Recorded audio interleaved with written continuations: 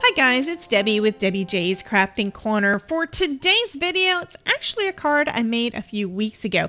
The cards that I'm making on this video were ones that were part of the Insta-Hop with Catherine Pooler using the Merry and Bright collection. These are just so super sweet, and as soon as I saw her video where she was using this before I created the cards, I knew I just had to make the little lights, the little lantern, into a light up card. So that's what I'm going to do.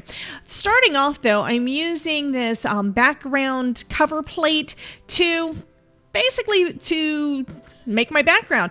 I'm actually going to make two backgrounds with this. I cut everything out using the cover plate, and you see here right now I am putting glue in. I put some removable adhesive to tack this down onto a card panel, and now I'm going to fill in all of those little spots with all the pieces that I cut out. This isn't something I do a lot of, but I absolutely love the end result. It does take a little bit of time, so this was a day that I didn't talk while I was recording. I just had some music or video or something on while I was crafting away, and it was kind of just a me time kind of project. So I absolutely love how this turned out though, and I'm gonna kind of just fast forward through a lot of this because it does take a little while to get all of those little pieces in.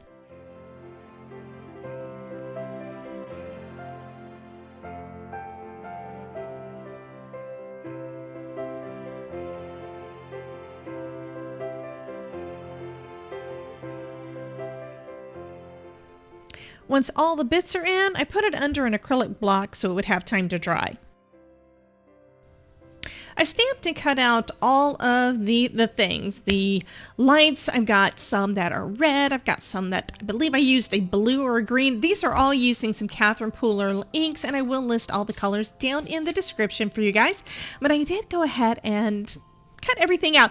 Then I was deciding on a small white panel, that's going to be my focal point, where I want my candle. Now I did notice that when I tried earlier to try to just stamp my candle in the slot for that lantern, didn't quite work right. So I am putting the candle flame first so I can get everything positioned the way that I wanted, and since I've got all my candles cut out too, I can just pop that right in once I'm done. So I'm just cutting that hole out. The reason for the hole?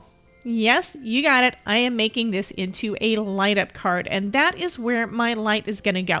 Next, I need to add a little bit of vellum behind it and color that up in some yellow ink so it's going to glow nice and pretty and yellow. I glue the little vellum piece behind that little hole, the little flame slot there, and then we can start building basically our focal image that's going to light up. I think this is going to look so super cute. Next, I'm adding the candle that goes along with the flame, and then I can put the lantern over the top of that. That way everything is lined up with where the flame is going to be. Okay, next comes the fun part. We're going to be using Pear Blossom Press 1 lights.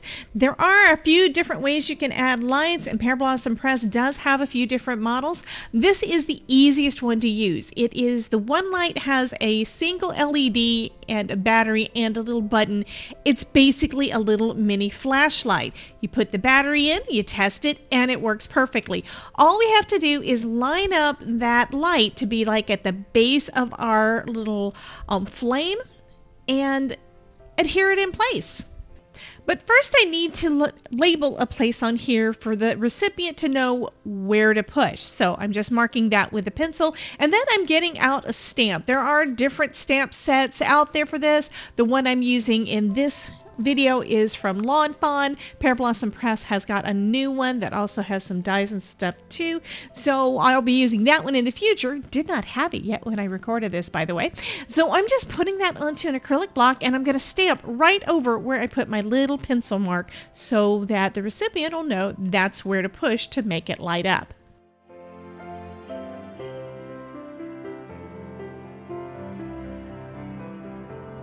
I'm using some double-sided adhesive tape right over that battery pack to adhere it to the back of this panel. The button is going to go right behind the push me, and it's going to be facing the front of the card. So you just press down on there and it's going to make the little light up.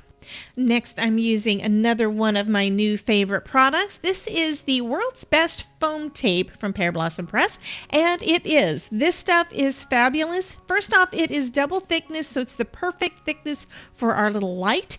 Second, though, it is removable. It is repositionable for 30 minutes after you push it down. So if you mess up and place things in the wrong spot, you can remove it without risking tearing your paper. Now I'm putting the tape on the back of this panel for a couple of different things. Number one is to make everything flush with the front of the card so we don't have any saggy bits. I'm also wanting to make sure that it's blocking parts of the light. We don't want the light to show through on different pieces. So that's what I did there. So remember that panel we worked on at the beginning? It's had time to dry now. So now I can peel off the main die cut cover plate piece and leave all of the little bits that we inlay.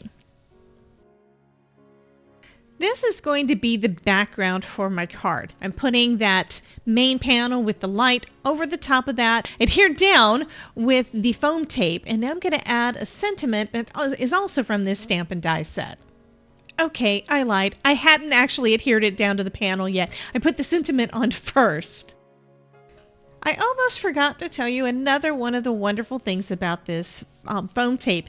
The release paper comes off super easy. I completely forgot about that until I'm watching as I'm doing the voiceover. I'm positioning that little focal image piece right in the center of the card. That way we can see that pretty background around it. And I'm just going to glue that down onto a top folding card base. The second card is fairly simple too. I'm just using those same pieces, gluing the little candle behind the window for my second lantern.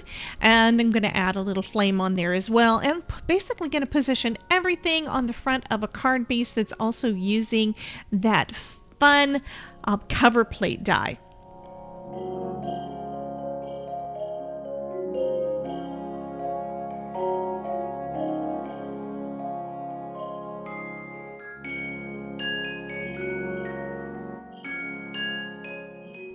I adhered this panel down onto the front of a top folding card base as well, and that's going to finish up both of these cards. I think they turned out just lovely. So here's a final look at both of the cards. We've got this one that lights up, love, love, love it, and then another version that doesn't, but is just as pretty with that pretty, pretty background. You guys have a wonderful day. Be sure to check out this playlist to see more videos where I'm using Catherine Pooler products, as well as light up cards with Pear Press. You guys have a great day, and I will talk to you soon. Bye, guys.